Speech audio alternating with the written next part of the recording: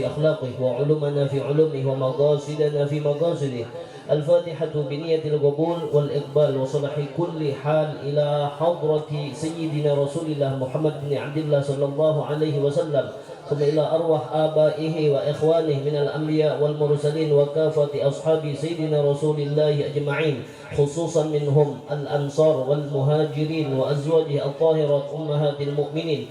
وجميع أهل بيت رسول الله وذريات رسول الله والتابعين والأئمة المجتهدين والمفسرين والمحدثين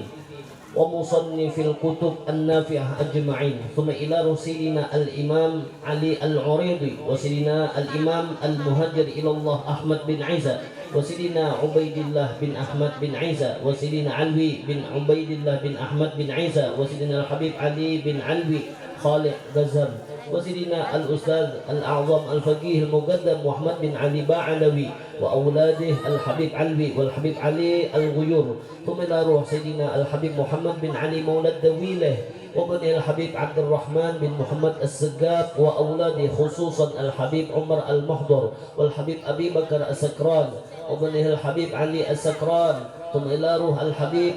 عبد الله بن أبي بكر العيدروس وبنيه الحبيب أبي بكر بن عبد الله العيدروس العدني وسيدنا الإمام فخر الوجود الشيخ أبي بكر بن سالم وأخيه الحبيب عقل بن سالم، ثم إلى روح سيدنا الحبيب أحمد بن محمد الحبشي صاحب الشعيب والحبيب عبد الرحمن بن محمد الجفري مولى عرشه والحبيب يوسف بن عابد الحسني، ثم إلى روح قطب الأنفاس الحبيب عمر بن عبد الرحمن العطاس والشيخ علي بن عبد الله بارس، ثم لا روح قطب الإرشاد وغث العباد والبلاد الحبيب عبد الله بن علوي الحداد وأصوله وفروعه،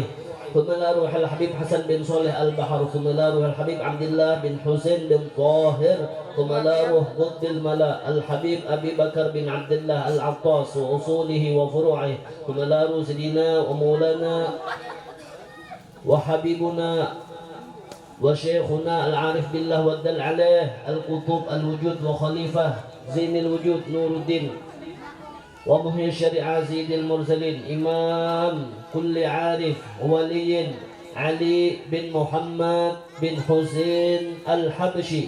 ومشايخه ووالديه وتلامذته وأولاده الحبيب عبد الله والحبيب محمد والحبيب أحمد والحبابة خديجة والحبيب علوي وأصولهم وفروعهم وأزواجهم خصوصا الوالدة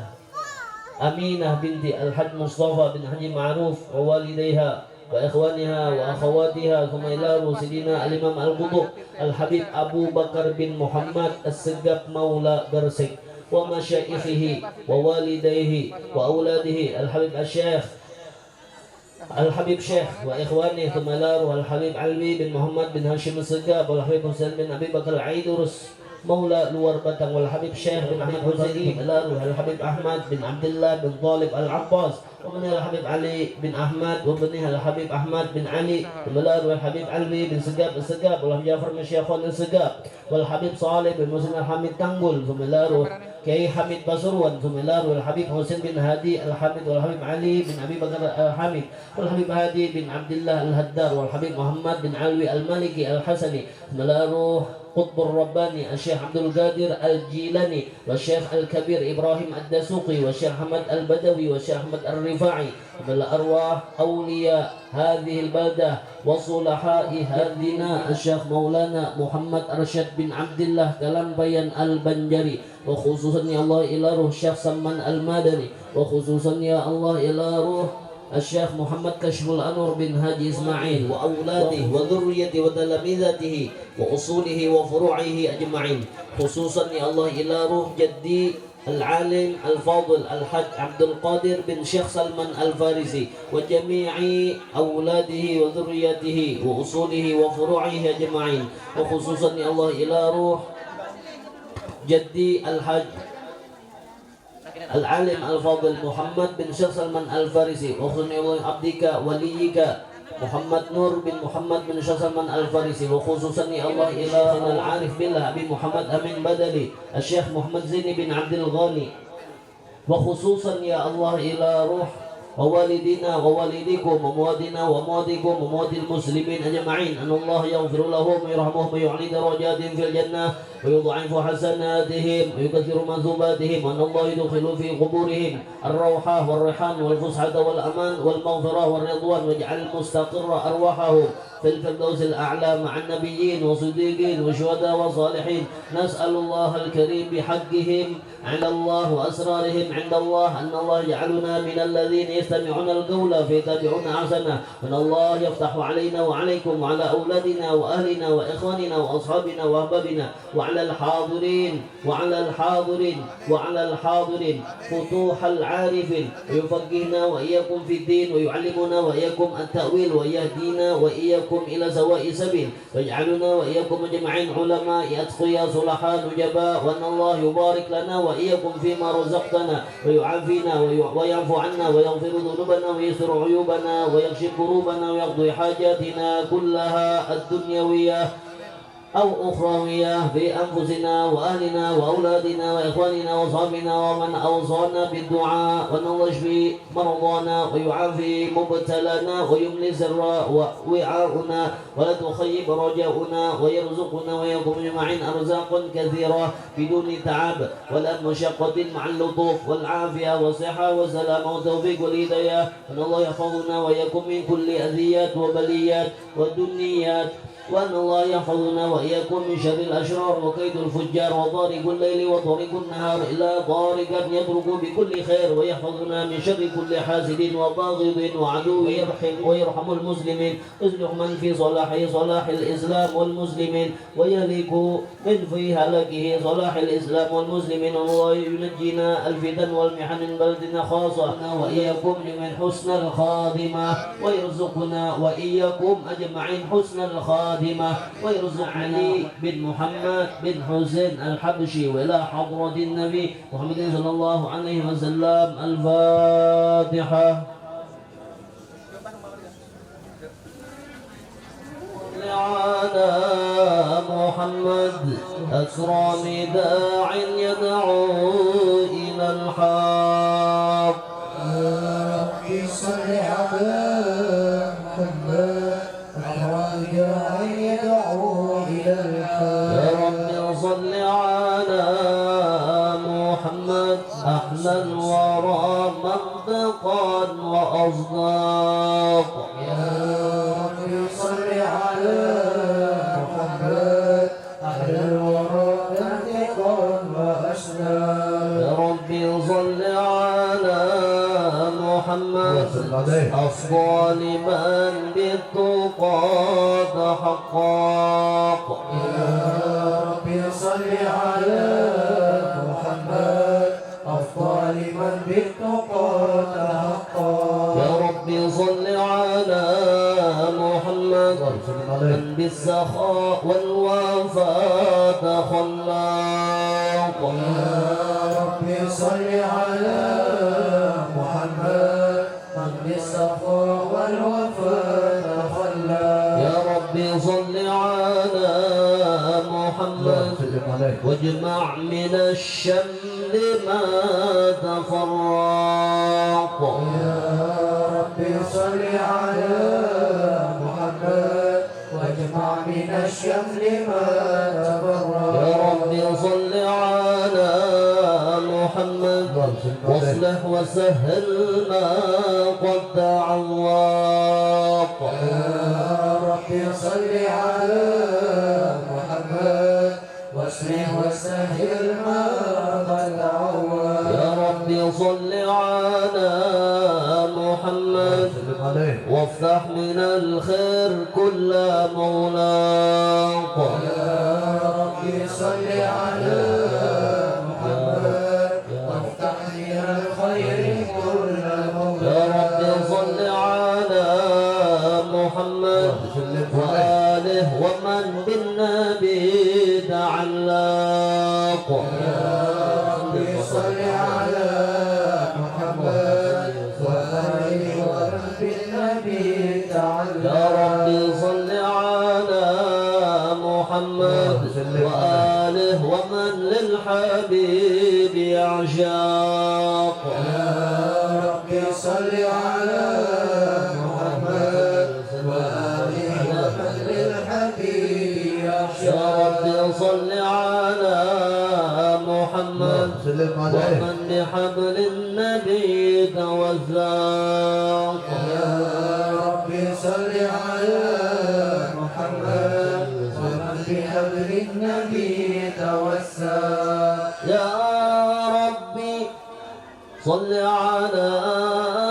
محمد يا ربي صل عليه وسلم يا ربي صل على محمد يا ربي صل في منهج النبوي برسول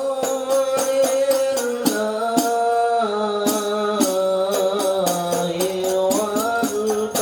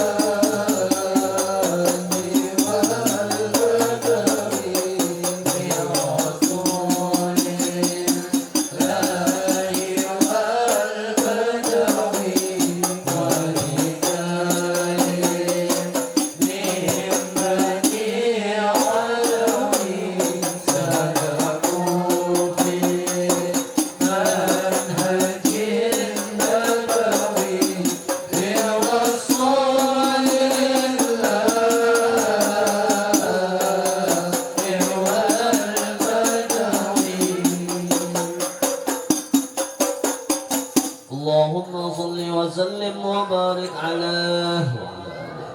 بسم الله الرحمن الرحيم.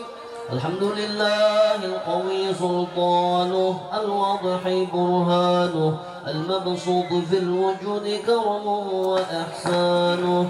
تعالى مجده وعظم شانه، خلق الخلق لحكمة وطوى عليها علمه، وبسط لهم من فائض المنة ما جرت به في أقداره القسمة، فأرسل إليهم أشرف خلقه وأجل عبيده رحمة، تعلقت إرادته الأزلية بخلق هذا العبد المحبوب،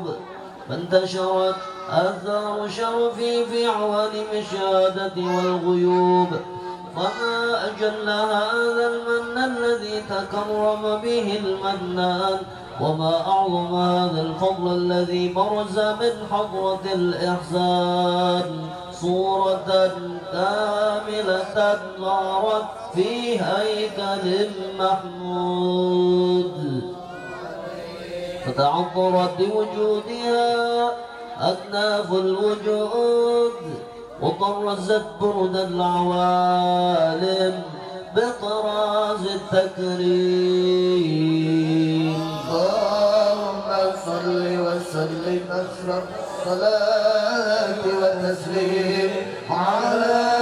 سيدنا ونبينا محمد الرؤوف الرحيم. اللهم صل وسلم وبارك عليه. تجلى الحق في عالم قدسه الواسع تجليا قضى بانتشار فضله في القريب والشاسع، فله الحمد الذي لا تنحصر أفراده بتعداد،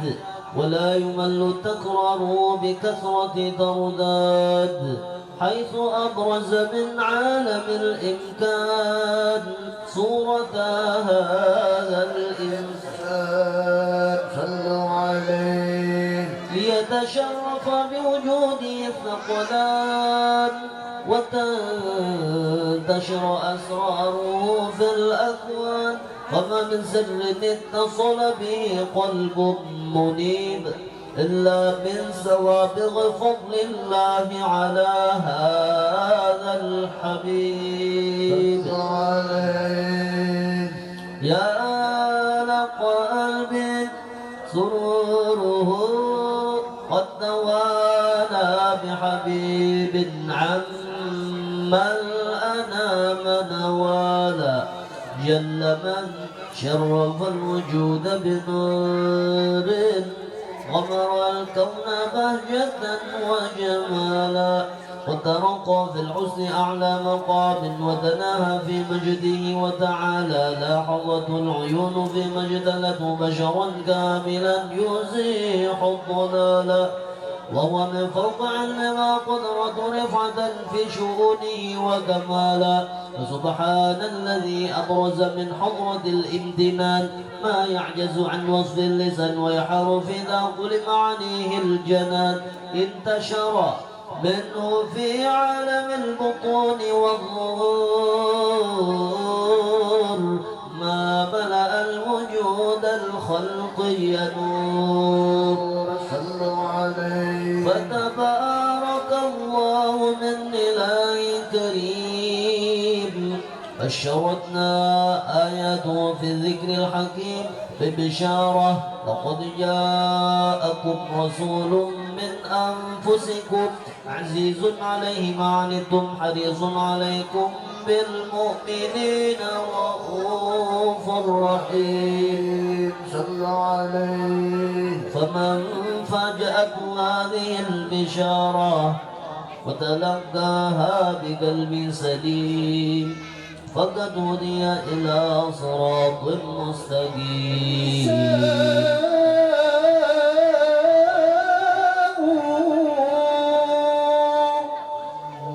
وأجمل منك لم ترى قط عين، وأجمل منك لم تلد النساء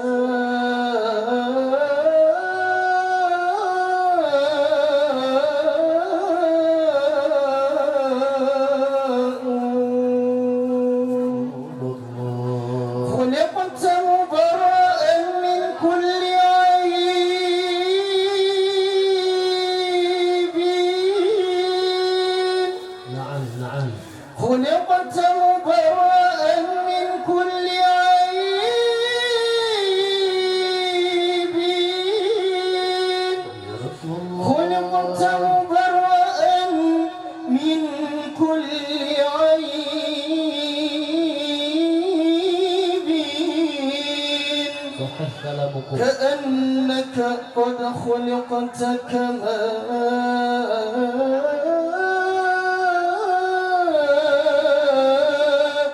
تشاء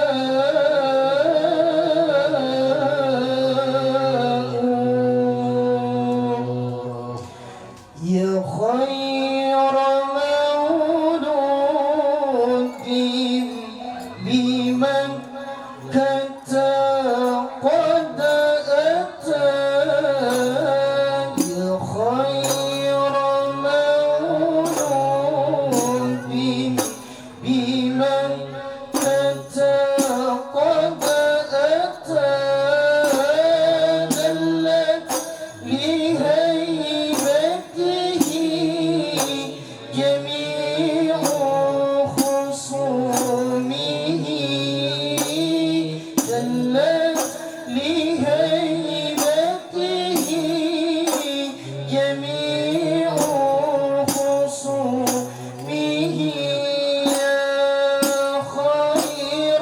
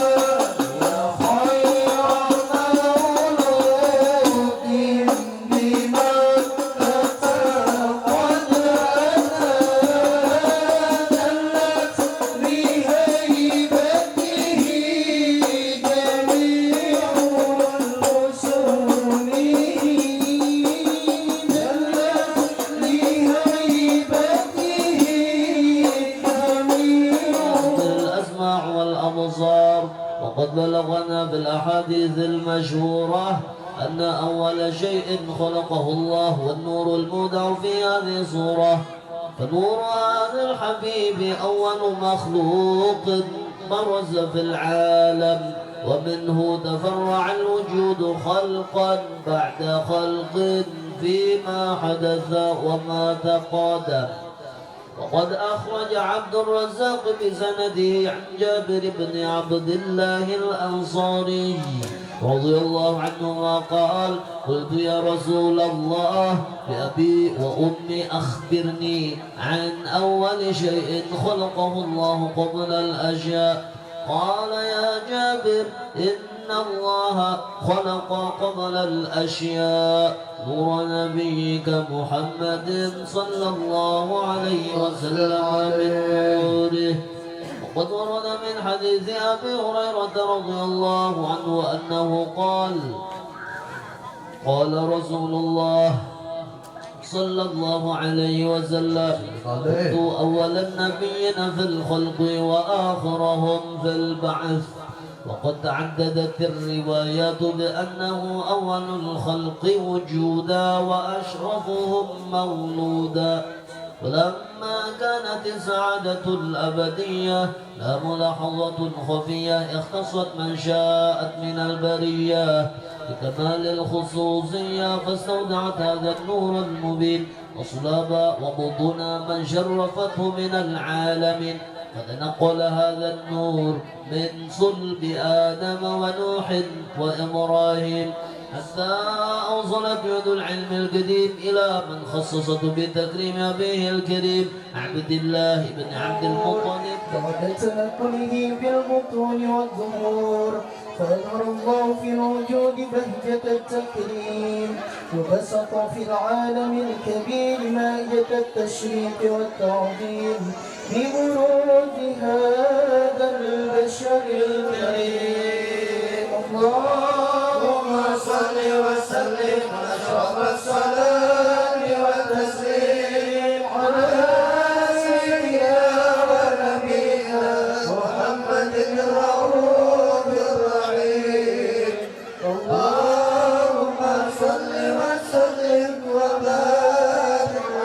على الذين قربى ووضع هذا الحبيب